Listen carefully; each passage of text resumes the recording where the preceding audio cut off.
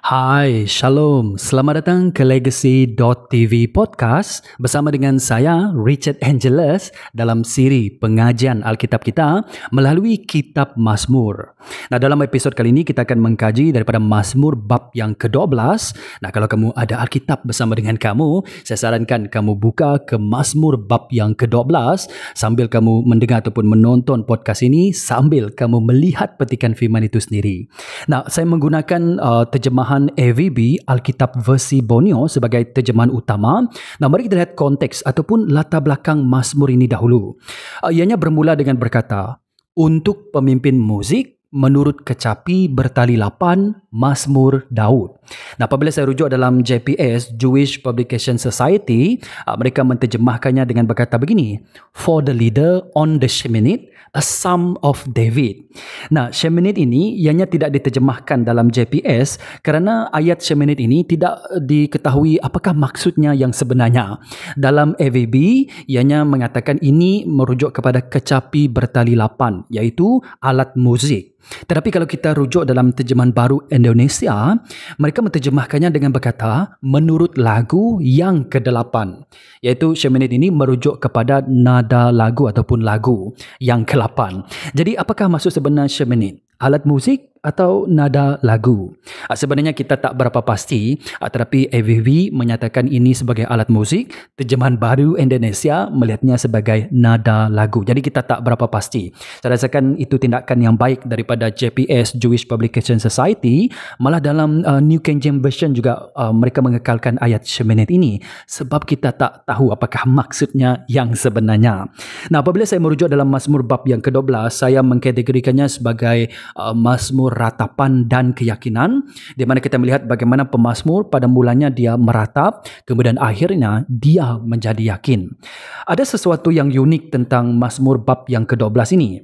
Kalau kamu perhatikan daripada ayat pertama hingga ayat yang keempat, pemazmur meluahkan apa yang dia perhatikan di sekelilingnya. Kemudian dalam ayat ke-6 hingga ayat ke-8, pemazmur menyatakan keyakinannya kepada Tuhan, lebih-lebih lagi kepada firman Tuhan.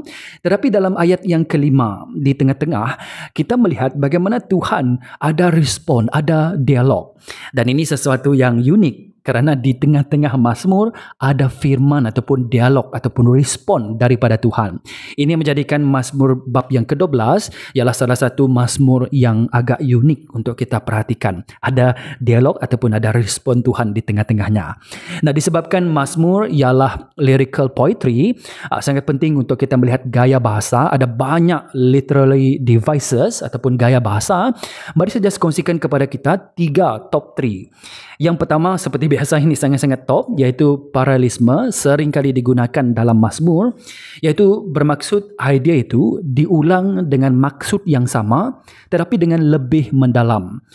Contohnya, kalau kita lihat ayat yang kedua, firman menyatakan, mereka berkata sama sendiri tanpa keikhlasan, iaitu tanpa keikhlasan. Apakah maksud tanpa keikhlasan? Firman meneruskan, dengan pujian manis di bibir sedangkan hati bercabang.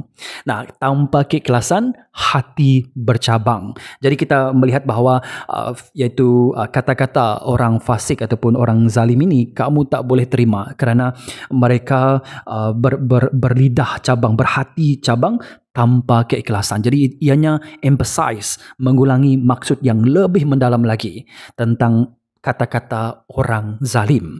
Dan yang kedua, kita melihat dari segi imagine ataupun image ataupun gambaran yang jelas untuk menyerlahkan kebenaran yang abstrak kepada yang lebih mudah untuk dibayangkan.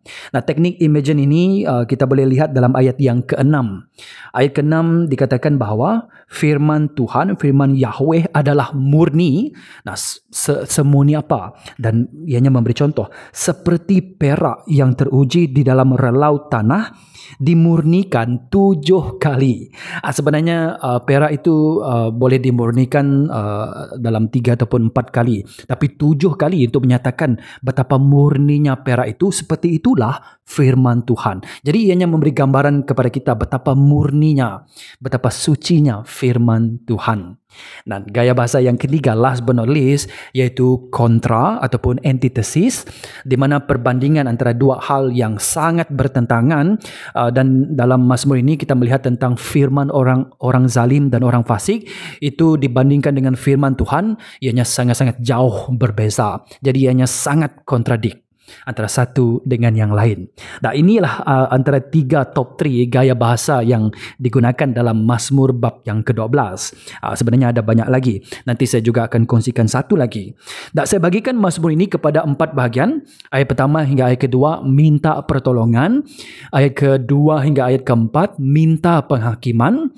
Ayat kelima hingga ayat keenam, firman Tuhan. Dan juga ayat ketujuh hingga ke-8, perlindungan Tuhan. Nah, sebelum itu mari saya bacakan dulu. Saya bacakan melalui AVB, Alkitab versi Borneo, Mazmur bab yang ke-12.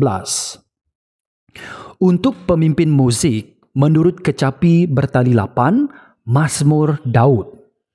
Tolonglah ya Tuhan, kerana tiada lagi orang yang warak.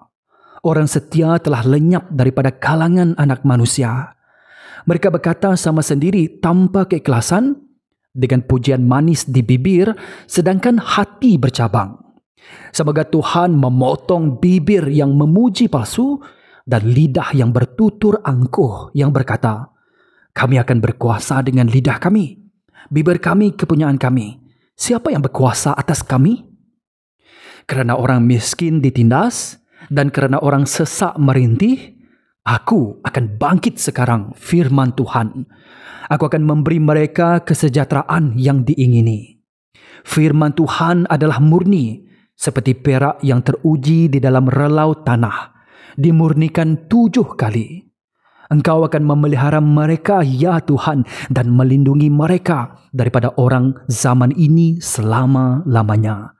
Orang zalim merayau angkuh merata-rata, ketika kekejian disanjung dalam kalangan anak manusia. Ini firman Tuhan.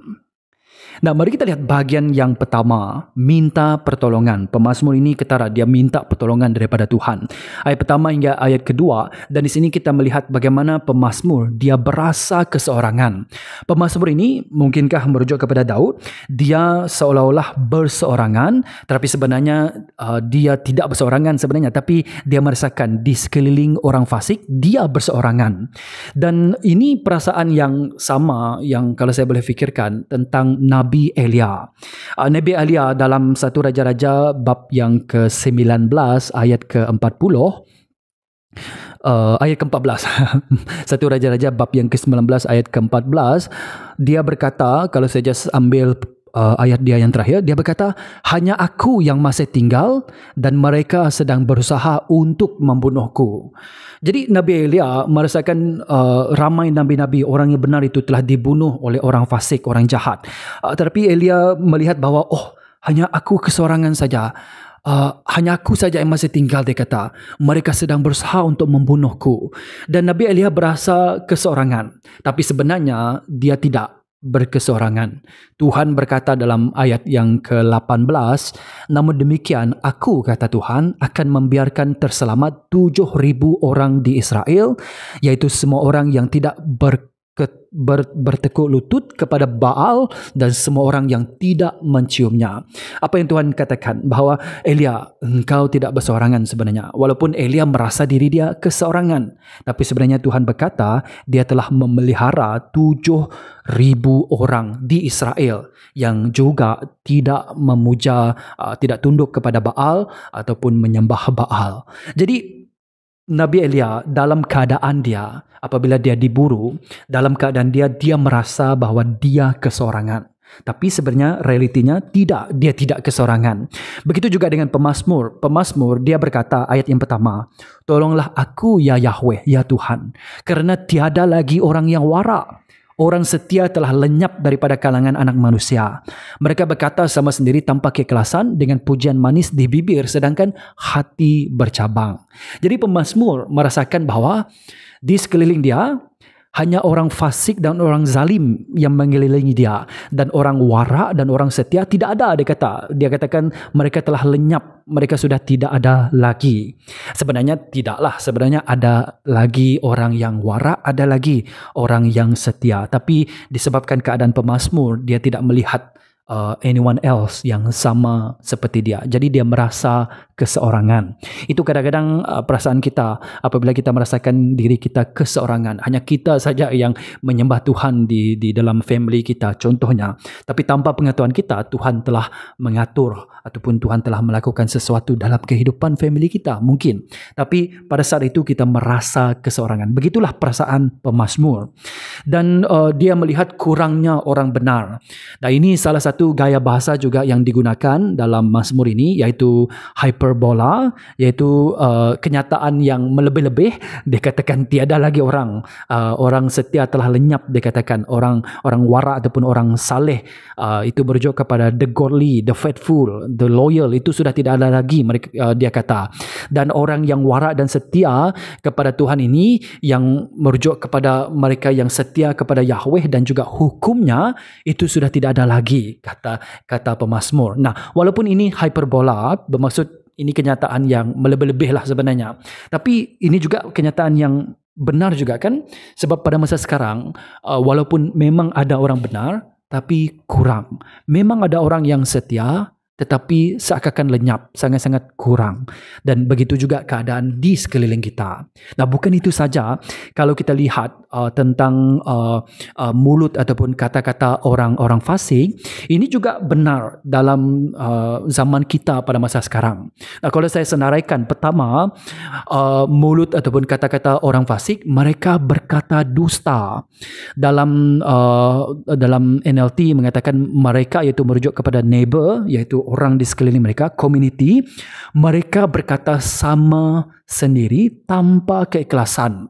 Ataupun dalam terjemahan baru Indonesia mengatakan mereka berkata dusta. Jadi dahlah dia berasa keseorangan, dahlah dia melihat seolah-olah orang benar itu tiada lagi ataupun sangat-sangat kurang, dan dia disekelilingi oleh orang fasik ataupun orang zalim yang berkata dusta. Wow. Dan kedua, kita melihat bahawa mereka menggunakan kata-kata sanjungan, flattery. Dikatakan dengan pujian manis di bibir. Ayat yang ketiga menyatakan mereka memuji palsu. Mereka puji tapi mereka memuji secara palsu. Ataupun bibir yang manis. Dan ini apa yang dinyatakan dalam Amsal bab yang kelima, ayat ketiga hingga ayat keempat. Amsal bab yang kelima, ayat ketiga hingga ayat keempat berkata begini, biarpun bibir perempuan lucah menitiskan madu dan kata-katanya lebih licin daripada minyak, pada akhirnya ia pahit seperti empedu dan tajam seperti pedang bermata dua. Jadi seperti perempuan dikatakan dalam Amsal bab yang kelima ini, perempuan yang lucah, dia berkata-kata manis, tapi once kamu sudah masuk dalam kata-kata manisnya, dia akan meracuni kamu. Begitu juga dengan apa yang terjadi kepada orang fasik dikelilingi oleh pemazmur ini. Mereka berucap kata-kata sanjungan, flattery. Mereka memuji, manis di bibir, tapi pujian mereka palsu. Akhirnya akan membawa kepada kematian. Dan itulah yang terjadi di sekeliling pemazmur ini. Kalau dia ialah Raja Daud dikelilingi oleh orang yang memuji secara palsu, flattery, ada kata-kata sanjungan tapi sebenarnya tidak jujur, ataupun kata-kata sanjungan tapi sebenarnya membunuh. Nah, dan di sini kita melihat bahwa mereka juga seperti talam dua muka, ataupun mereka ini munafik. Dikatakan sedangkan hati mereka bercabang, hati ataupun mulut mereka bercabang. Dalam JPS, Jewish Publication Society, menterjemahkannya sebagai duplicity, bermaksud mereka ada dua muka, talam dua muka kita katakan, ataupun kita ringkaskan sebagai munafik. Dan tentang kata-kata sanjungan, flattery dan talam dua muka ini sesuai dengan mereka yang berkata begini dalam Lukas bab yang ke-20 ayat ke-21. Ini merujuk kepada ahli Taurat dan ketua-ketua imam, dan dikatakan bahawa mereka cuba menangkap Yesus, mereka cuba memerangkap Yesus, dan ini kata mereka kepada Yesus dalam ayat ke-21, Lukas bab yang ke-20 ayat ke-21. Mereka bertanya kepada Yesus. Nah, sebelum mereka bertanya, mereka flattery dulu, mereka buat kata-kata sanjungan dulu, mereka buat talam dua muka dahulu. Dan ini kata mereka, Guru, kami tahu apa yang engkau katakan dan ajarkan itu betul. Guru, kami juga tahu bahawa engkau tidak pilih kasih, tetapi dengan ikhlas mengajar cara Allah berdasarkan yang benar. Wajarkah kami membayar cukai kepada kaisar ataupun tidak? Nah, di sini kita melihat mereka seolah-olah memuji Yesus. Oh, kami tahu Yesus yang engkau mengajar dengan benar, engkau tidak pilih kasih. Tapi apa yang mereka lakukan sebenarnya? Mereka menggunakan kata-kata sanjungan, flattery, tapi sebenarnya mereka bertalam dua muka ataupun mereka sangat-sangat munafik. Dan last but not least yang saya perhatikan dalam Mazmur bab yang ke-12 ini, orang fasik mereka bertutur angkuh ataupun mereka bercakap besar. Ayat yang keempat kita boleh perhatikan, ini kata mereka, ini dialog mereka, kami akan berkuasa dengan lidah kami, bibir kami kepunyaan kami, ini belong to us. Siapa yang berkuasa atas kami? Maksud seperti mereka berkata, suka hati kamilah, ini kan bibir, ini kan lidah kami. Suka hati kamilah bagaimana kami ingin menggunakannya. Dan ternyata mereka bertutur angkuh. Sebagaimana yang mereka nyatakan dalam Mazmur bab yang ke-10 yang kita sudah perhatikan dalam sebelum ini. Orang fasik juga berkata dengan angkuh. Mereka berkata, aku tidak akan digugat, aku tidak akan ditimpa penderitaan. Ayat yang ke-11, Allah sudah lupa dan menyembunyikan wajahnya. Allah tidak akan melihat. You see, mereka bertutur angkuh. Jadi, kalau kita perhatikan daripada ayat pertama hingga ayat kedua ini, malah kita sudah melihat beberapa ayat yang lain juga, kita mendapati bahawa pemazmur ini, dia berasa keseorangan. Dia dikelilingi oleh orang fasik, orang yang zalim. Dan dia melihat betapa kurangnya orang benar di bumi. Seolah-olah sudah lenyap, sudah tiada lagi. Dan orang di sekeliling dia, mereka ada mulut ataupun kata-kata mereka, orang fasik ini, mereka berkata dusta, mereka ada kata-kata sanjungan, mereka talam dua muka, yaitu munafik, dan mereka bertutur angkuh. Oleh itu, angkuh bukan angkur, angkuh. Oleh itu, dan saya juga melihat ini, mereka juga penuh dengan kata-kata sumpah seranah ataupun sihir, kerana dalam Jewish Bible Study, page 1295 menyatakan bahawa ada juga unsur-unsur apabila mereka menggunakan kata-kata mereka, mulut mereka juga menggunakan sumpah seranah ataupun sihir. Dan ini ternyata benar dalam Mazmur bab yang ke-10 dan mungkinkah itu benar dalam Mazmur bab yang ke-12. Jadi mulut mereka bukan hanya berkata dusta, berkata-kata sanjungan, talam dua muka, munafik, bertutur angkuh, mereka juga penuh dengan sumpah seranah dan sihir. Maka padanlah pemazmur meminta tolong kepada Yahweh. Dia katakan ayat pertama, tolonglah ya Tuhan, tolonglah ya Yahweh. Dia berasa kesorangan, dia melihat orang benar sudah kurang, seolah-olah tiada lagi, sudah lenyap, dan mulut dan kata-kata orang fasik berkata dusta, ada kata-kata sanjungan, flattery, munafik, bertutur angkuh, dan penuh dengan sumpah seranah, malah juga sihir. Jadi ini yang terjadi dalam kehidupan sekeliling pemazmur pada ketika ini. Dan ini juga saya rasakan terjadi malah di sekeliling kita. We can sense that ini juga yang kita boleh rasakan, dan kalau kita perhatikan ini juga yang terjadi kepada orang yang benar hidup di kalangan orang-orang fasik. Nah, mari kita lihat bahagian yang kedua, yaitu tentang pemazmur minta penghakiman daripada Tuhan. Ayat ketiga hingga ayat keempat dia berkata, semoga Yahweh, semoga Tuhan memotong bibir yang memuji palsu dan lidah yang bertutur angkuh yang berkata, kami akan berkuasa dengan lidah kami, bibir kami kepunyaan kami, siapa yang berkuasa atas kami? Nah, angkuh kan mereka ini. Dan di sini mengajar kita bahawa sebenarnya Alkitab mengajar kita bahawa kata-kata kita ada potensi. Dalam Amsal bab yang ke-16 ayat ke-21 menyatakan, hidup dan mati ada dalam kuasa lidah, orang yang menyukainya akan memakan buahnya. Dan dalam kitab Amsal kita boleh melihat banyak contoh yang positif di mana kata-kata boleh digunakan untuk menghidupkan orang ataupun menggalakkan orang. Tapi ada juga kata-kata yang selalunya digunakan secara negatif, yaitu mematikan orang ataupun menjadikan orang discourage, menjadikan orang merasa kata-kata itu mematikan ataupun menyakiti hati seseorang. Dan di sini kita melihat betapa pentingnya kata-kata kita. Hidup dan mati ada dalam kuasa lidah. Orang yang menyukainya akan memakan buahnya. Kata-kata kita ada potensi. Dan kalau kita lihat sebenarnya dalam The Message, the message ialah how I want to say it, bukan translation, paraphrase sebenarnya oleh Eugene Peterson dalam Proverb Amsal bab yang ke-18 ayat ke-21. Dia menterjemahkannya dengan berkata begini, your words kill, words give life, they are either poison or fruit, you choose. Dan ini mengajak kita, sebab kata-kata kita ada potensi, marilah kita membuat pilihan. Words can kill or word can give life. Sama ada ianya menjadi poison, racun, ataupun fruit, ianya akan berbuah. You choose. Ini pilihan kita. So you see, apakah pilihan kamu dan saya? Dan itu kamu harus jawab. How we want to use our word, how we want to use our tongue. Bagaimana itu memberi potensi hidup ataupun mati. Dan tetapi kalau kita lihat dalam ayat ketiga hingga ayat keempat ini, kita melihat bahwa orang fasik ataupun orang yang zalim, mereka sudah membuat pilihan. Mereka membuat pilihan bagaimana mereka akan menggunakan mulut ataupun lidah mereka. Mereka berkata, kami akan berkuasa dengan lidah kami. Bibir kami, kepunyaan kami, siapa yang berkuasa atas kami. Jadi apa yang mereka lakukan dengan kata-kata ataupun lidah ataupun mulut mereka? Mereka ingin menghujat Tuhan. Mereka berkata angkuh dengan lidah, dengan pujian palsu dan lidah yang bertutur angkuh. Mereka menggunakan ayat ataupun firman ataupun kata-kata mereka dengan angkuhnya.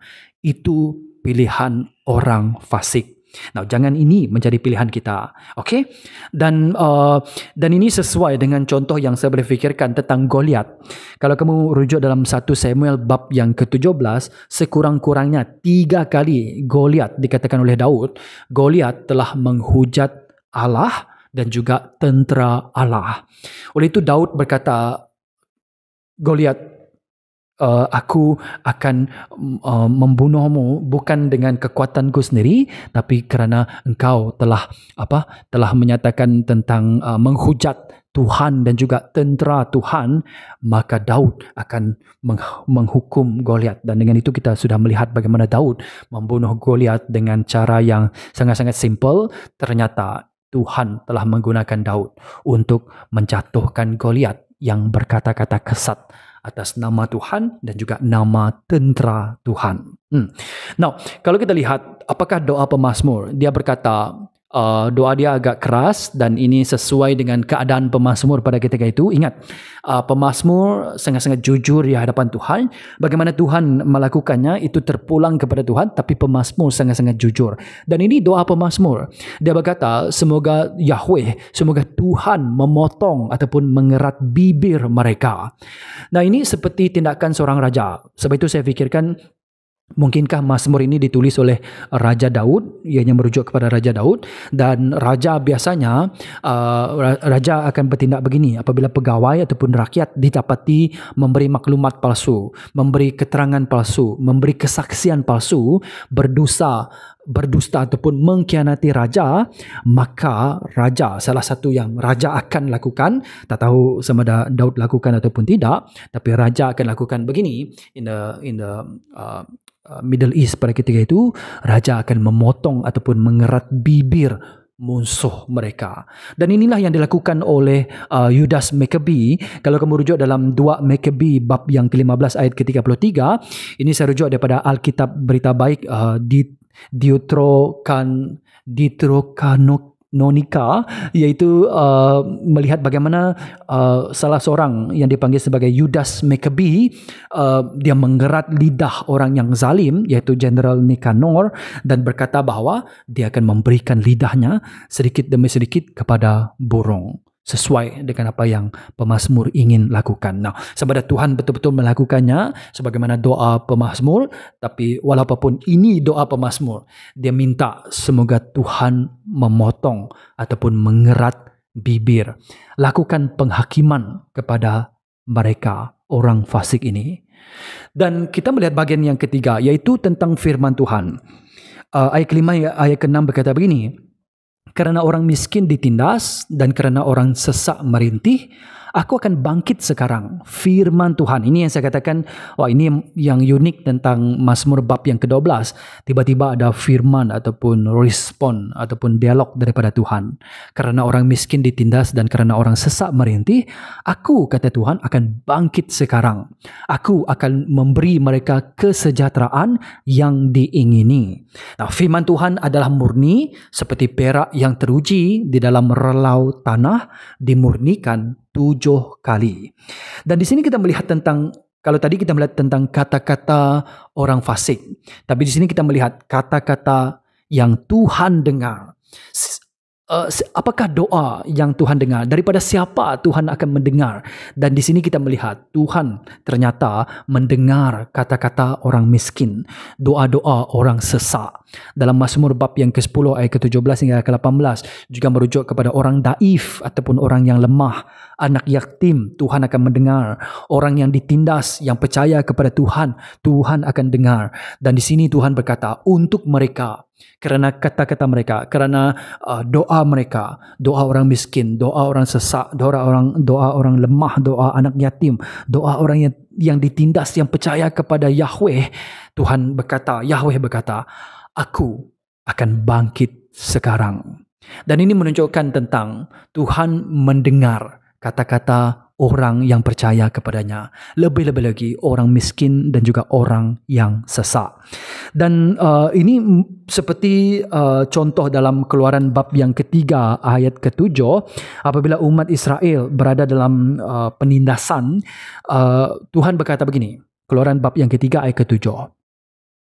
Berfirmanlah Yahweh Tuhan, aku telah menyaksikan penindasan umatku di Mesir dan mendengar rintihan mereka kerana dianiaya oleh para tukang kerah mereka. Aku tahu tentang keperitan yang dialami mereka. Di sini apa yang Tuhan katakan? Dia mendengar rintihan mereka. Dan ini menjadikan Tuhan berkata, aku akan bangkit sekarang. Tuhan akan act now. Dan di sini kita juga melihat kata-kata ataupun firman ataupun merujuk kepada janji Tuhan. Dan ini dikontrakan ataupun sebagaimana saya katakan tadi sebagai antitesis, kontra dengan kata-kata orang fasik. Bagaimana kata-kata ataupun firman ataupun janji Tuhan ini sangat-sangat berbeza dengan kata-kata ataupun firman orang fasik ataupun orang zalim. Yang pertama yang kita boleh bandingkan bahawa firman Tuhan itu murni. Dan ini berbeza dengan orang fasik. Mereka berkata dengan tanpa keikhlasan dan mereka berkata dengan kata-kata dusta. Tapi firman Tuhan, firman yang murni. It is pure. Wow. Dan yang kedua, kata-kata Tuhan itu teguh dan dapat diandalkan. Dan ini saya rujuk dalam terjemahan bahasa Indonesia masa kini, mengatakan firman Tuhan ataupun janji Tuhan teguh dan dapat diandalkan. Dan ini berbeza dengan kata-kata orang fasik.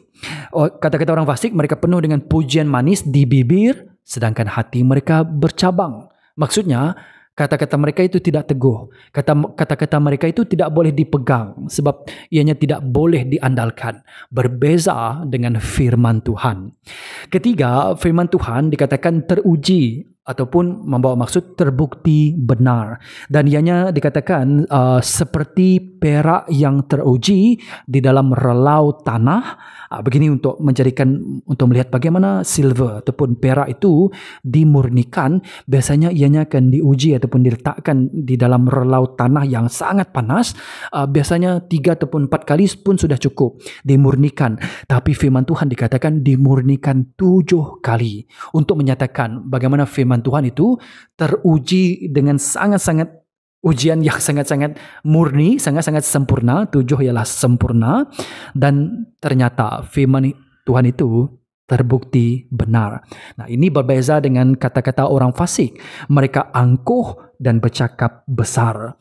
Dan ini kita boleh perhatikan betapa bezanya contoh firman Tuhan dan juga firman orang fasik.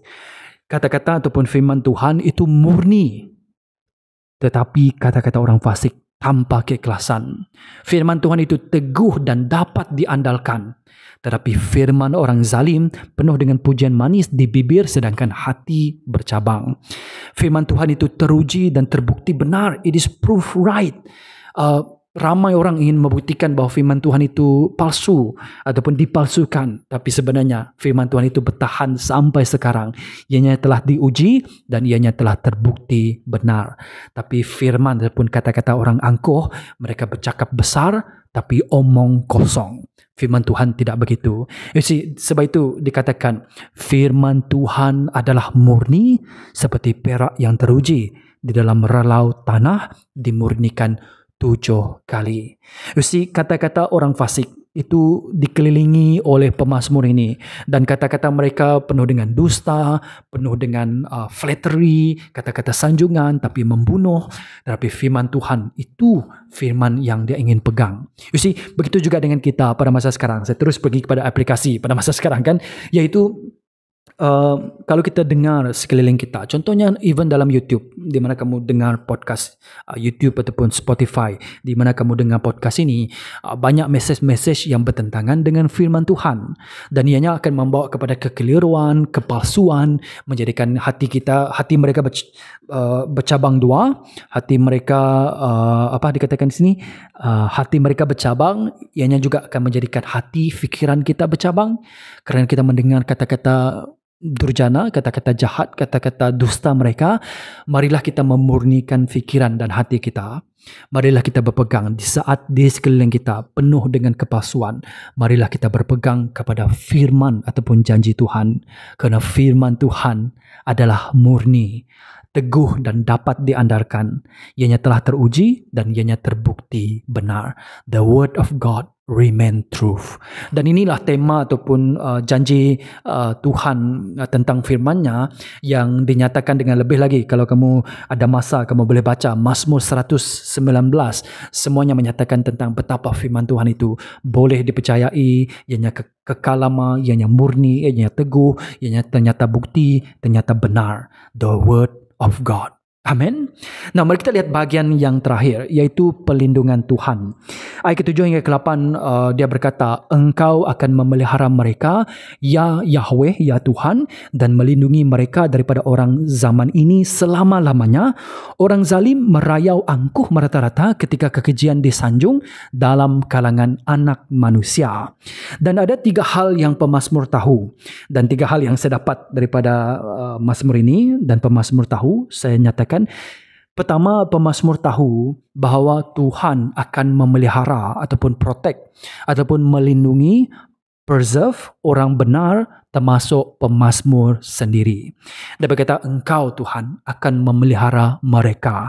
Nah, ayat mereka ini, kalau kita rujuk kepada terjemahan baru Indonesia, merujuk kepada kami, Tuhan akan melindungi kami daripada orang zaman ini selama-lamanya. Dan itu termasuk pemazmur sendiri. Dan pemazmur percaya bahawa Tuhan akan melindungi orang benar dan akan memelihara orang benar.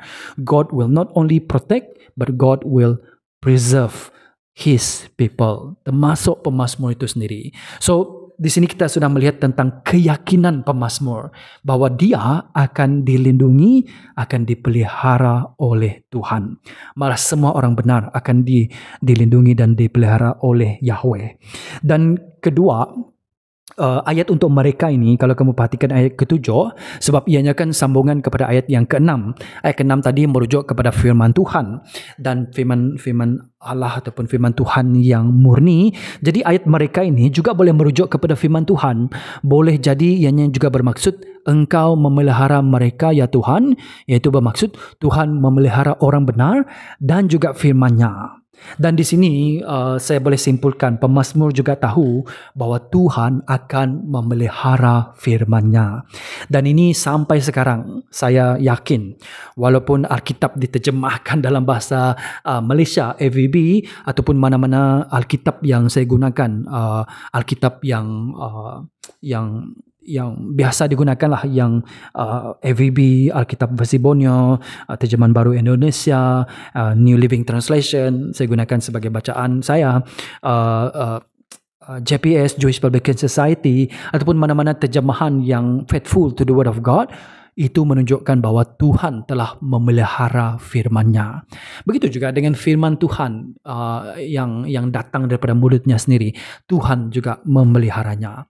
Itu yang pemazmur yakin.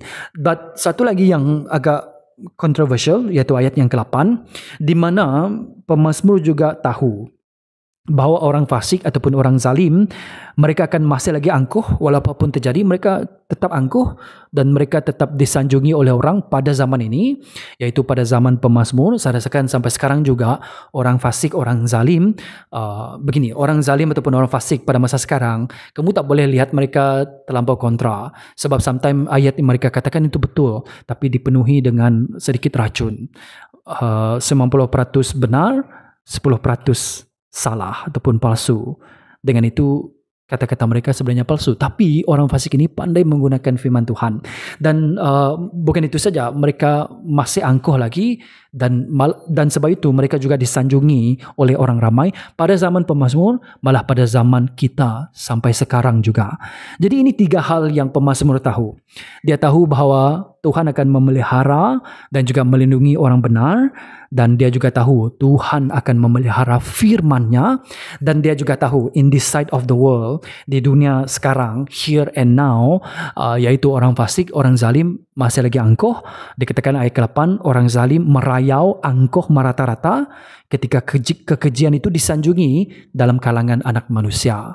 Yes, someday mereka akan dihakimi, tapi buat masa sekarang, here and now, mereka masih lagi angkuh, masih lagi disanjungi oleh orang ramai, masih lagi belum dihakimi oleh Tuhan. Ianya mengingatkan saya tentang ibarat Yesus dalam Matius bab yang ke-13, ibarat tentang lalang dan gandum. Apabila dalam ibarat itu dikatakan lalang dan gandum dibiarkan hidup bersama terlebih dahulu, apabila musim menuai sudah tiba nanti, sebab pada awalnya lalang dengan gandum itu kamu susah untuk bezakannya. Tapi apabila ianya sudah besar, sudah sekian lama tinggal bersama, dalam penghakiman nanti, lalang boleh dikenal pasti, gandum boleh dikenal pasti. Lalang akan dipotong dan dibuang ke dalam api, tapi gandum akan dipotong juga, tapi akan dikumpulkan. Dan ini menunjukkan bahawa akhirnya nanti, walaupun pada masa sekarang orang fasik, orang zalim masih lagi angkuh, masih lagi disanjungi, tapi akhirnya nanti mereka akan dihakimi. Tetapi Tuhan seperti gandum akan melindungi, memelihara orang benar, dan dia juga akan memelihara firman-Nya. Amin.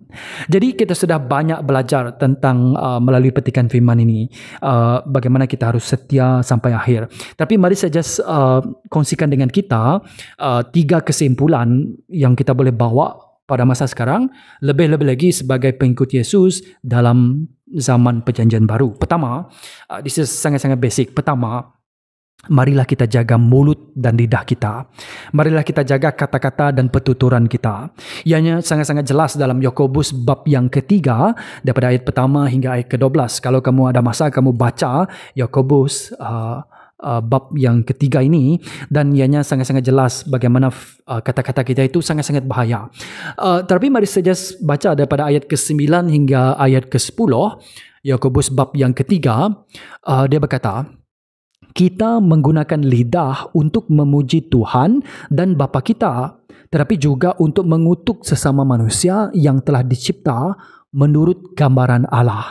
Kata-kata berkat dan kata-kata kutukan lahir daripada mulut yang sama. Ini tidak sepatutnya berlaku, saudara-saudaraku. Apa yang Yakobus ingin sampaikan, bahawa melalui lidah ataupun kata-kata kita, mulut kita, kita boleh mengucap syukur kepada Tuhan, mengucap berkat kepada Tuhan, tapi pada masa sama juga kita menggunakan lidah ataupun mulut kita untuk mengucapkan kutukan kepada orang lain. Dan ini tidak sepatutnya terjadi bagi kita. Biar orang zalim yang melakukan hal ini, biar orang fasik yang melakukan hal ini, tapi bukan kita. Yesus telah berkata, dan ini firman Yesus, dan ini janji Yesus, dalam Matius bab yang ke-12, ayat ke-36 hingga ayat ke-38, Yesus berkata, Matius bab yang ke-12, Aku berkata kepadamu, pada hari penghakiman, setiap orang, maksudnya setiap kita, setiap orang harus mempertanggungjawabkan setiap kata-katanya yang tidak sewajarnya dituturkan. Kata-katamu sendiri akan dijadikan ukuran sama ada kamu bersalah atau tidak, dan dengan kata-katamu sendiri pula kamu dihukum. Nah, perhatikan firman ini, setiap orang dan setiap kata-kata kita akan dipertanggungjawabkan. Nah, marilah kita menjaga mulut dan lidah kita. Salah satu cara dia ialah dengan membaca dalam kitab Amsal. Ianya sangat-sangat menekankan bagaimana kita harus berhati-hati dengan kata-kata kita. Sebab kata-kata kita itu timbul daripada hati kita. Jadi marilah kita berdoa juga supaya Tuhan melindungi hati kita, supaya kita melindungi hati kita, supaya ianya tidak mengucapkan kata-kata kutukan. Kita membuat pilihan bukan untuk mengucapkan kematian, tapi mengucapkan life, kehidupan. Jagalah mulut dan lidah kita. Berdoa kepada Tuhan, sanctify my lips. Wow. Dan itu doa yang saya sering kali doakan juga, sebab kadang-kadang saya menyalahgunakan firman Tuhan ataupun kata-kata untuk menyakiti orang. Tuhan, ampuni dosa saya. Jaga mulut saya, Tuhan. Marilah saya jaga mulut saya sendiri. Nah, jagalah mulut dan lidah kita. Kedua, marilah kita percaya bahwa Tuhan akan memelihara kita. Dan ini janji Tuhan. He will preserve and He will protect us. Daripada orang durjana, daripada orang fasik, orang zalim. Pada zaman kita juga. Bukan pada zaman pemazmur saja. Pada zaman kita juga Tuhan akan memelihara kita. Dalam 2 Tesalonika bab yang ketiga, ayat yang ketiga, berkata, Tuhan setia dan akan menguatkan kamu serta melindungi kamu daripada si durjana. Bukankah ini sebahagian daripada doa kita? Bapa kami yang di syurga, kuduslah namamu, lindungilah kami daripada si jahat. Kan itu doa Bapa kita yang di syurga. Jadi dalam 2 Tesalonika bab yang ketiga ayat ketiga ini, Tuhan juga telah berjanji dia akan melindungi kita daripada si durjana. Dan Yesus sendiri berjanji kepada para muridnya dan juga kepada kita dalam Yohanes bab yang ke-16 ayat ke-33, di dalam dunia kamu akan menghadapi penderitaan. Maksudnya kita tidak akan terlepas daripada penghinaan, penderitaan, suffering. Tetapi tegapkanlah hatimu, kata Yesus, karena aku telah menewaskan dunia. Dan apakah yang dimaksudkan Yesus? Salah satu maksud yang kita boleh ambil daripada sini, berdasarkan konteks petikan ini, yaitu kita melihat bahwa Tuhan akan memelihara kita. Walaupun kita pasti akan menghadapi penderitaan, penghinaan kerana kita pengikut Yesus Kristus. Tegapkanlah hati kita, dan Yesus telah menewaskan dunia, bermaksud dia telah memelihara kita daripada dunia. Bermaksud sama ada kita hidup ataupun mati, dia sudah menjaga kita. Dalam secara fizikal, dia boleh melindungi kita daripada apapun ancaman si durjana ataupun orang durjana, orang fasik, orang zalim. Tetapi pada masa sama, walaupun kita mati pun, dia akan memelihara kita. He will preserve us, our body and our soul. Our soul, Tuhan akan memeliharakan kita. Our body, in the resurrection, pada kebangkitan Yesus nanti, kebangkitan kita nanti dengan kedatangan Yesus kali kedua, kita akan bangkit dengan tubuh kita. Jadi Tuhan memelihara kita sama ada kita mati ataupun hidup. He will protect us. Amin. Dan yang ketiga, marilah sebagaimana dikatakan Yesus, tegapkanlah hatimu. Marilah kita berdiri teguh di dalam firman dan janji Tuhan. Sebagaimana firman Tuhan itu murni, sebagaimana firman Tuhan itu seperti perak yang telah dimurnikan di relau ataupun di tempat pemurnian 7 kali. Begitu juga kita harus percaya bahwa firman Tuhan itu ialah firman yang benar, firman yang murni, firman yang akan kekal selama-lamanya. Marilah kita berdiri teguh di dalam firman ataupun di dalam janji Tuhan. Petrus menyatakan dalam 1 Petrus bab yang pertama ayat ke-24 hingga ayat ke-25, dia berkata, semua manusia umpama rumput dan segala kemuliaannya umpama bunga di padang. Rumput layu dan bunga gugur, tetapi firman Tuhan kekal selama-lamanya. Marilah kita berdiri teguh di dalam firman Tuhan, karena firman Tuhan murni dan firman Tuhan kekal selama-lamanya. Firman daripada orang fasik, daripada orang jahat, orang durjana, itu tidak boleh dipercayai. Tapi firman Tuhan boleh dipercayai. Marilah kita jangan berasa bersendirian. Ataupun tatkala kita berasa bersendirian, mungkin kita berfikir tidak ada orang lain lagi yang setia kepada Tuhan di sekeliling kita. Walaupun itu tidak benar. Sebagaimana yang kita sudah perhatikan tadi. Nah, saat kamu berasa bersendirian, keseorangan, ataupun disisihkan kerana kamu pengikut Yesus Kristus, berpeganglah kepada firman Tuhan. Berdiri teguh kepada firman Tuhan. Sebab firman Tuhan murni dan kekal selama-lamanya. Amin. Jadi ini 3 hal yang kita harus perhatikan ataupun diaplikasikan. Jagalah mulut dan lidah kita. Kedua, percaya kepada Tuhan dan Dia akan memelihara kita. Dan ketiga, berdiri teguh dalam firman dan janji Tuhan. Amin. Sehingga berjumpa lagi dalam pengajian kita dalam Mazmur bab yang ke-13. That one is sangat-sangat menarik. Amin. Shalom.